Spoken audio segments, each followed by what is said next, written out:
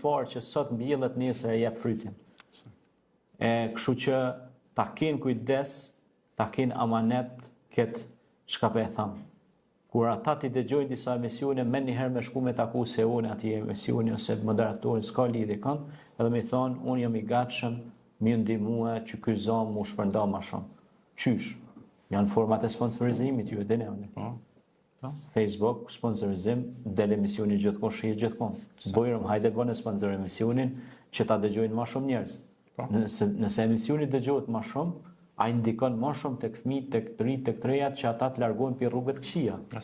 Nëse ata largohen për rrugëve të këqija, shoqëria jonë përmirësohet. Nëse ata ne i thrasin vazhdimisht, shkoni në librari, shkoni lexoni libra, bëhuni fizikont, bëhuni mjek, bëhuni të mençëm, edhe ky emision dëgjohet më shumë, investohet më shumë, atëherë ne na ka shpëtojmë shoqërinë për një humnire që mundet me konë shumë e madhe në të ardhmen. Një humnire katastrofike, e pa përmirësueshme, shumë e rëndë. Mundet me konë destabilizuese.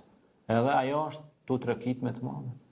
Sepse unë shpesh herë kur na bie rasti ndonjëherë ngjelemi deri në vonë punë tona, i shohim për shembull vendi unë është i strëmbushur me të ri që nuk dinë se ku kanë kryet, as nuk dinë se çka bojnë, as çka veprojnë, as çka shkojnë.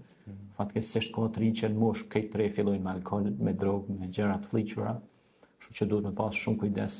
Unë mendoj që kjo këmbon bie edhe për organet e shtetit, por edhe për gjithë ata besimtarë që një ka i rritin fëmijët e tyre në këtë këmbë dhe në këtë shtet. Duhet me pas shumë kujdes. Sakt.